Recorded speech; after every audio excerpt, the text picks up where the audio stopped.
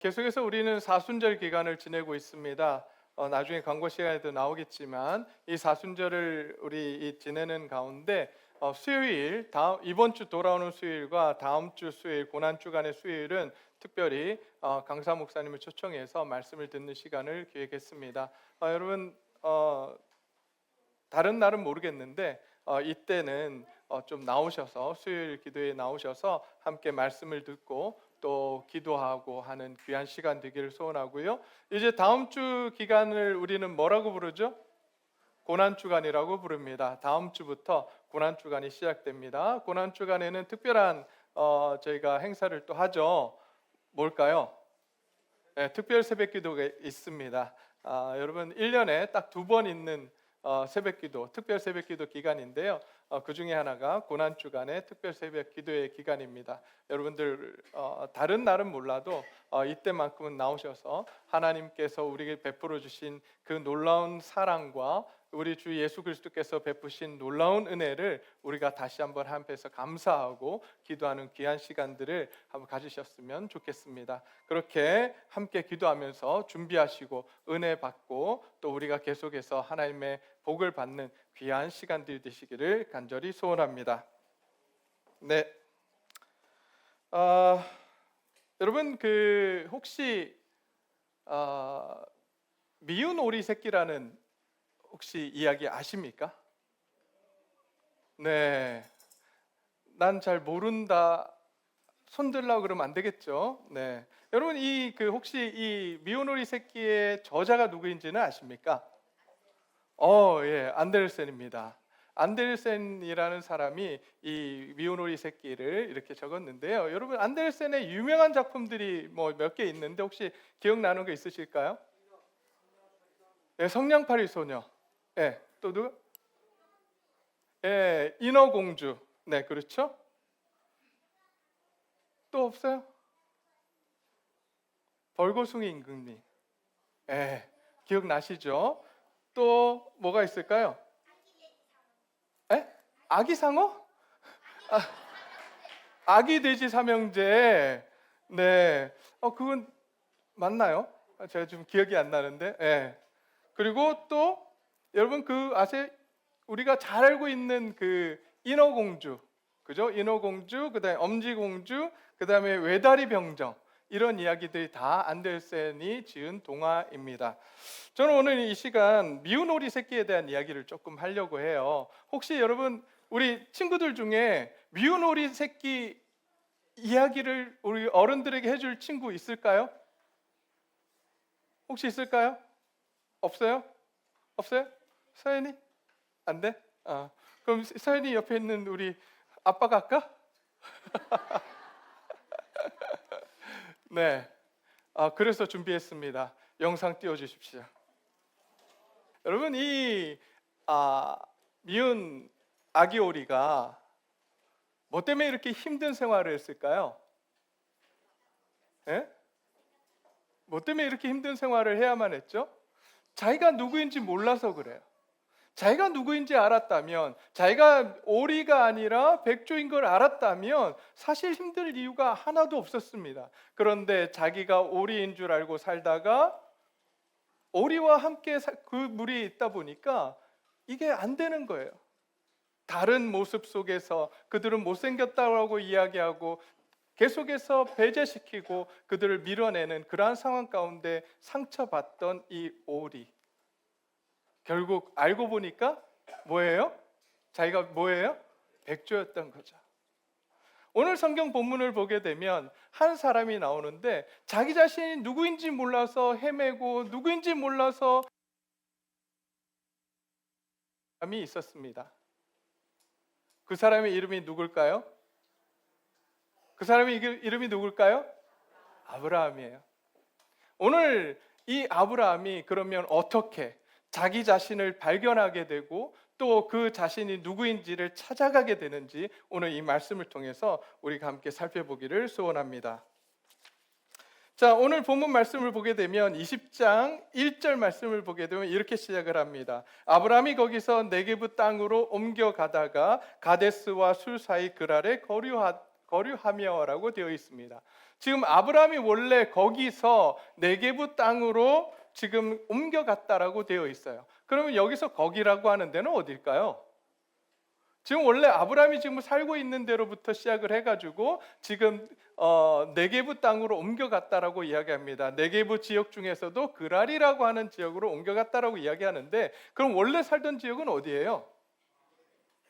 예, 마므레예요. 헤브론 마므레라고 하는 지역에 있다가 어디를 보시냐면 13장 18절을 보시면 이렇게 되어 있습니다. 이에 아브라함이 장막을 옮겨 헤브론에 있는 마므레 상수리 숲에 이르러 거주하며 거기서 여호와를 위하여 제단을 쌓았더라. 이렇게 되어 있거든요. 그 이후로 옮기지 않았어요. 그래서 오늘 18장 말씀을 보게 되면 이렇게 시작을 합니다. 18장 1절 말씀에 여호와께서 마므레의 상수리 나무들이 있는 곳에서 아브라함에게 나타나시니라 라고 되어 있습니다. 계속해서 그 헤브론 지역에 살고 있었어요. 그런데 그토록 오랜 기간 동안 헤브론 지역에 살고 있었는데 갑자기 아브라함이 어디로 옮겨가요? 네게부 지역으로 옮겨갔어요. 네게부 지역에 있는 그랄 지역으로 옮겨간 거예요. 여러분, 전에도 한번 말씀을 드렸지만 네게부라고 하는 지역은 사람이 살지 않는 광야 지역입니다. 그런데 왜 갑자기 사람들이 많이 살고 있던 그 마므레 상수리 나무 있는 곳 헤브론 지역으로부터 이곳으로 옮겨갔을까? 그 이유는 단순했습니다. 우리가 살펴보지 않았지만 바로 앞부분에 19장에 어떤 일이 있게 되냐면 소돔과 고모라가 멸망하는, 유황불에 의해서 멸망당하는 그러한 사건이 펼쳐집니다. 그 사건이 누구에 의해서 일어났어요? 아브라함이 섬기는 하나님에 의해서, 천지를 지으신 창조주 하나님에 의해서 그 사건이 일어났습니다.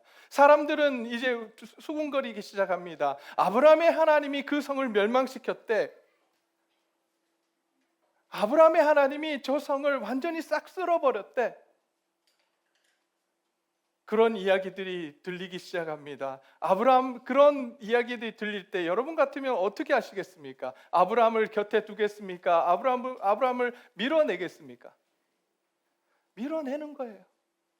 저 사람 같이 해서는 안 돼. 저 사람과 있다가 무슨 일이 우리에게 주어질지 몰라 라고 하면서 아브라함을 밀어내기 시작합니다. 그리고 많은 사람들이 소돔과 고모라에 살던 가족을 잃은 사람들이 이 아브라함을 보며 분노의 눈길을 보내기 시작합니다. 그때 아브라함이 두려워합니다. 그래서 그 지역을 떠나기로 결심하고 그랄 지역, 바로 네게부 지역으로 옮겨가게 되는 거예요. 근데 옮겨간 것도 옮겨간 거지만 2절 말씀을 보면 이런 일이 펼쳐집니다. 그의 아내 사라를 누구라고 소개해요? 그곳에 가서 누이라고 소개합니다. 여러분, 여기까지 오니까 어디서 많이 봤던 장면이 펼쳐지지 않아요? 어디서 봤어요, 이 사건? 12장에서 이 아브라함이 그 가나안 사람들이 두려워서 네게부 땅에 가 있다가 네게부에서 가뭄이 들더니 어디로 갔어요? 이집트로 가죠. 애굽으로 갔어요. 애굽에 가서 어떤 일을 펼쳤어요? 뭐라고 이야기했어요? 자기 아내를 누이라고 하는 바람에 자기 아내를 팔아먹는 파렴치한이 됐었던 기억이 우리 속에 있습니다. 그런데 오늘 이 아브라함은 지금 그때 당시 몇 살이었을까요? 75세. 지금 나이 몇 살일까요?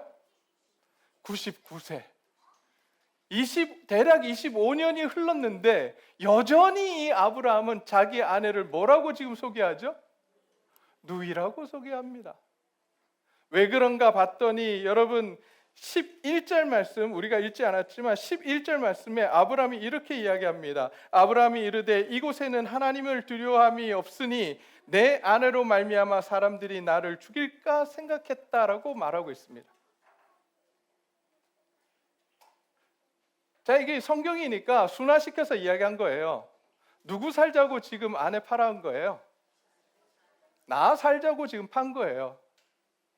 여러분, 이분이 우리가 존경하는 믿음의 조상이에요.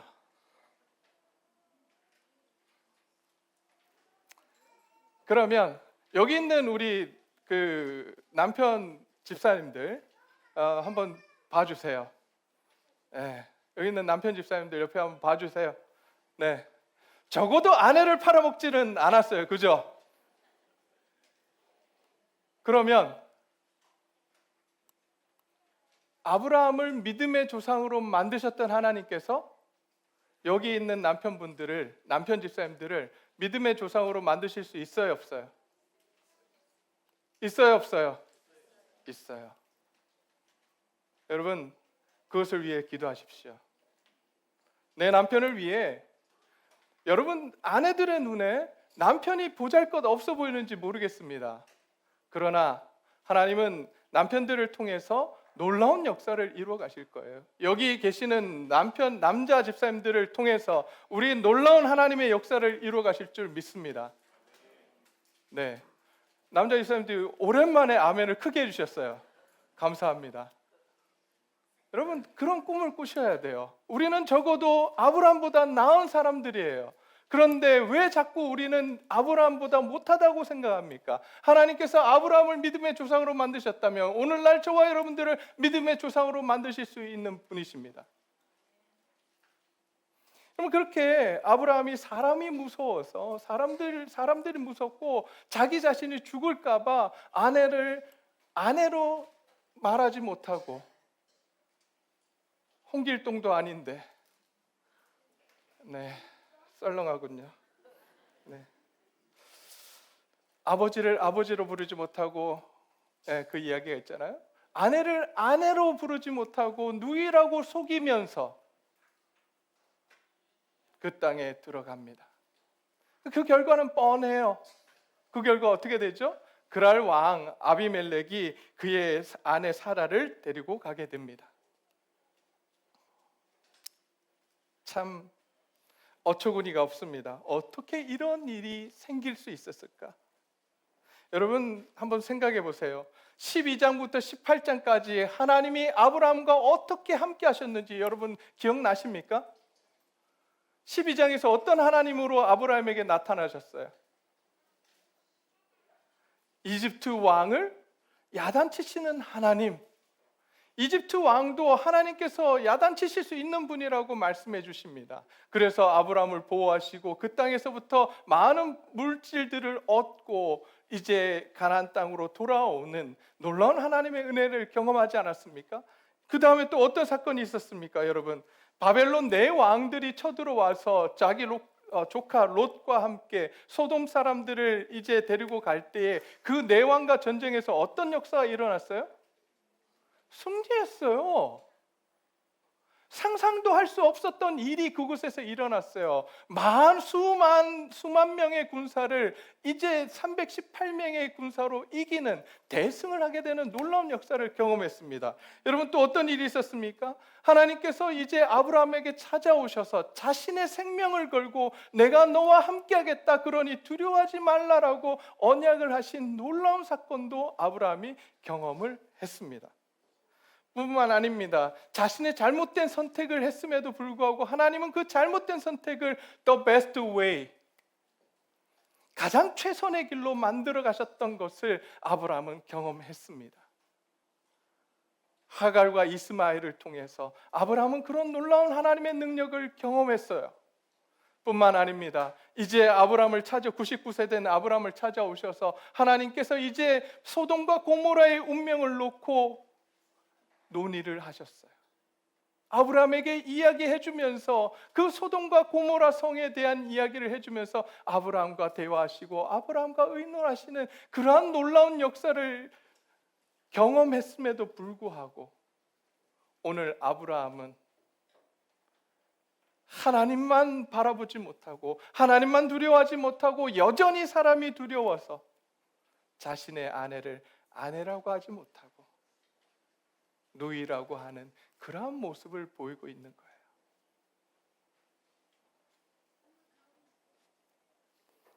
어쩌면 미운 오리 새끼들이 어떻게 하나님이 이 놀라운 역사를 경험케 하셨음에도 불구하고 아브라함이 이런 모습일까? 그건 다른 게 아니에요. 우리가 앞에서 보았던 미운 오리 새끼처럼, 미운 아기 오리처럼 자기 자신이 누구인지 몰라요. 아브라함은 여전히 자기가 누구인지 몰라요. 그래서 사람들을 두려워하고 사람들을 피해 다니고 속이는 그러한 일을 하게 됩니다. 이러한 아브라함의 선택 가운데 하나님은 어떻게 반응하셨을까요? 저 같으면 야, 그렇게 은혜를 베풀었는데, 그렇게 놀라운 능력을 너에게 보여줬는데 아직까지도 너의 모습이 그 모양 그 꼴이니라고 핀잔 주고 야단치고 지적질하겠지만, 저 같으면 그렇게 하겠지만, 하나님은 오늘 이 아브라함을 향해서 그렇게 말씀하지 않으시고 오히려 이 사건을 통해서 이 아브라함이 어떠한 존재인지, 사람들의 눈에 아브라함에 보이는 그 모습이 아니라 하나님 눈에 보이는 아브라함이 어떠한 존재인지를 가르쳐 주십니다. 그 말씀이 바로 오늘 본문 7절 말씀이에요. 7절 함께 보도록 하겠습니다. 20장 7절 말씀입니다.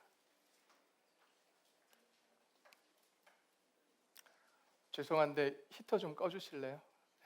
네. 20장 7절을 보니까 이렇게 되어 있습니다. 이제 그 사람의 아내를 돌려보내라. 그는 뭐라고요? 선지자라.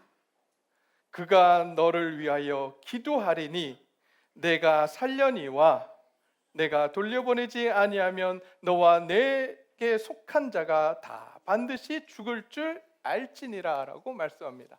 아브라함을 향해서 이제 아비멜렉에게 말씀해 주십니다. 아비멜렉에게 이 아브라함이 어떤 존재라고요? 하나님의 선지자라고. 하나님의 선지자라고. 그러니 그 선지자가 너를 위해서 이제 기도해 줄 것이니 내가 다시 살게 될 것이라고 지금 말씀해 주십니다. 하나님의 눈에 아브라함은 그런 존재였습니다.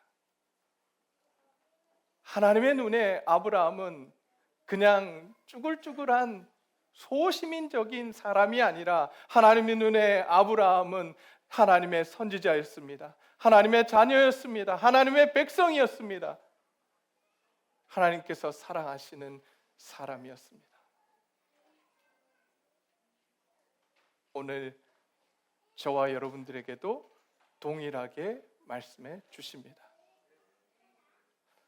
우리 자신들을 바라보며 세상을 살아가면서 우리는 어떠한 생각을 갖고 살아가고 계십니까? 내가 어떠한 존재라고 생각하며 살아가십니까? 특별히 우리 중고등부 우리 친구들, 청소년 친구들, 여러분이 어떠한 존재라고 생각하며 살아가고 있습니까? 여러분 기억하세요. 여러분은 하나님이 사랑하시고 하나님이 존귀히 여기셔서 만드신 이 세상에 보내주신 사람들이라고 하는 사실을 여러분들 꼭 기억하셔야 됩니다. 세상 사람들이 미운 새끼 오리에게 아기 오리에게 너는 못생겼어, 너는 아무것도 할 수 없어, 너는 우리와 달라라고 이야기하는 그러한 상황 가운데 여러분들이 처하게 될지 모르겠어요. 그러나 여러분, 하나님은 그렇게 말씀하지 않으세요. 여러분 하나하나를 보시며 우리 자녀들을 보시며 이 자리에 있는 저와 여러분들을 보시며 한 사람 한 사람을 보시며 내가 너를 사랑한단다. 오늘날 내가 너를 낳았도다. 이렇게 말씀해주고 계십니다. 그토록 소중한 사람들이에요. 우리가 이 사실을 잊지 않고 살아가기를 간절히 소원합니다. 그래야 세상에서 우리는 버틸 수 있어요. 믿음의 길을 걸을 수 있어요. 여러분, 그렇게 하나님이 어떠한 존재인지를 말씀해 주시자 이제 아비멜렉과 꿈속에 하나님께서 나타나셔서 말씀하시니 아비멜렉과 그 가정이 어떻게 되었습니까? 8절 말씀을 보니까 그들이 심히 두려워했다라고 말씀하고 있습니다. 심히 두려워했어요.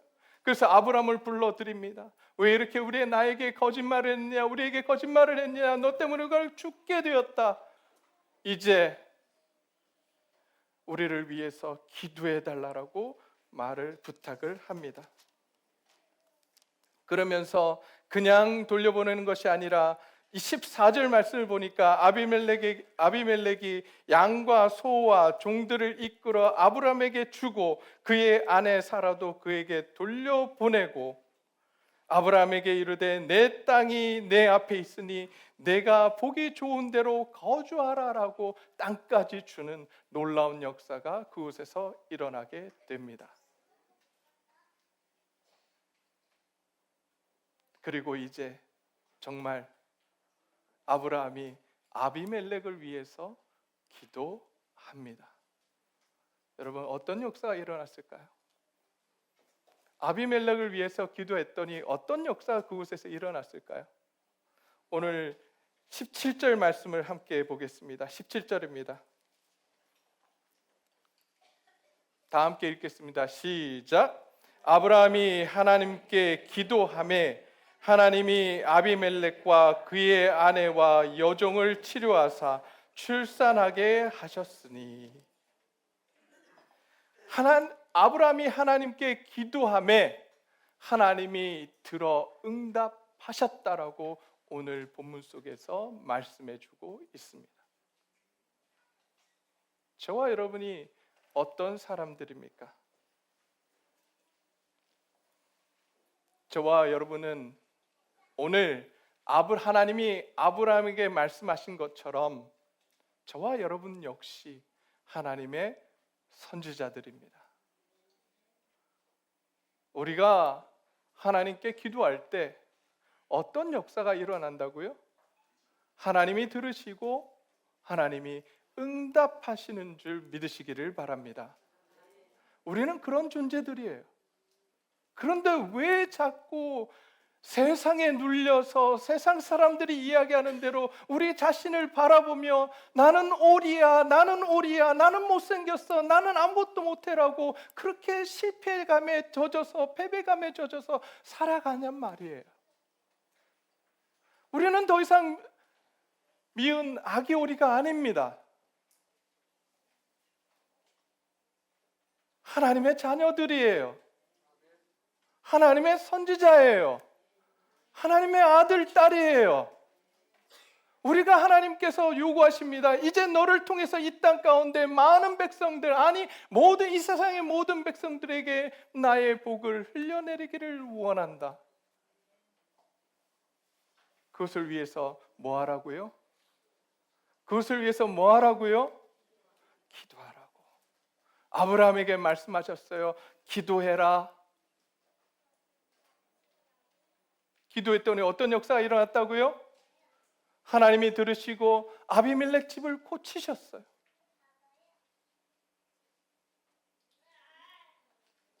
여러분, 기도의 능력에 대한 이야기를 할 때 목사님들이 이런 재미난 예화를 많이 하시죠.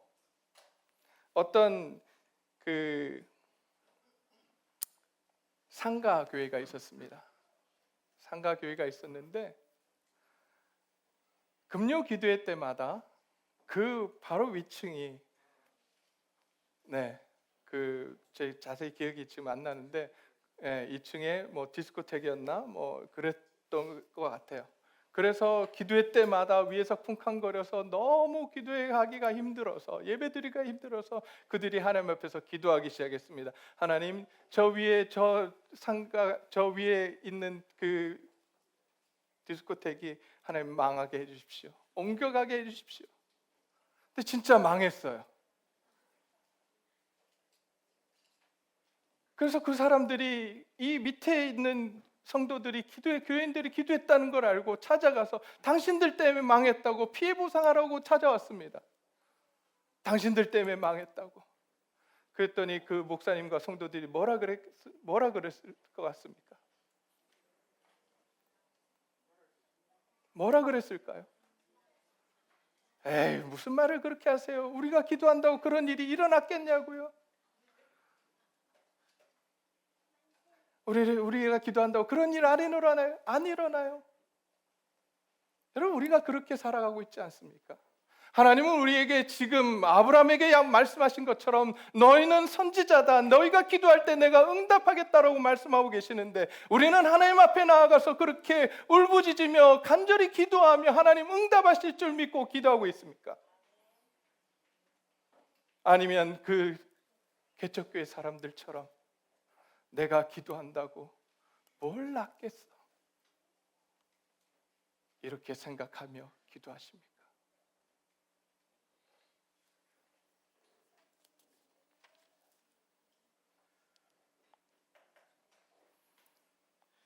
예레미야 33장 3절에 이렇게 말씀하셨습니다. 너는 내게 부르짖으라. 내가 내게 응답하겠고 내가 알지 못하는 크고 비밀한 일을 내게 보이리라. 이것이 우리에게 주신 하나님의 약속의 말씀이에요. 요한일서 5장 14절부터 말씀입니다. 그를 향하여 우리가 가진 바 담대함이 이것이니 그의 뜻대로 무엇을 구하면 들으심이라. 이것이 우리에게 주시는 약속의 말씀입니다. 오늘 이 시간 하나님께서 우리를 기도의 자리로 부르고 계십니다. 우리가 누구인지 알라고 하십니다. 우리는 더 이상 세상 사람들과 똑같은 그런 사람들이 아니에요. 하나님께서 이제 우리를 하나님의 자녀로 부르셨고 하나님의 백성으로 부르셨고 하나님의 선지자로, 하나님의 예수 그리스도의 증인으로 우리를 부르셨습니다. 그리고 말씀하십니다. 내가 너를 위하여 너와 함께 할 것이다. 너는 나에게 기도해라.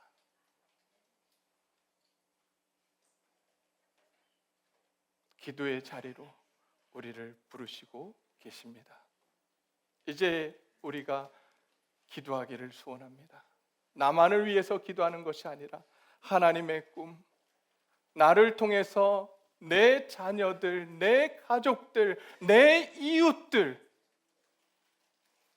그들에게 하나님은 복을 주기를 원하십니다. 그리고 그것을 위해서 기도하라고 말씀하십니다.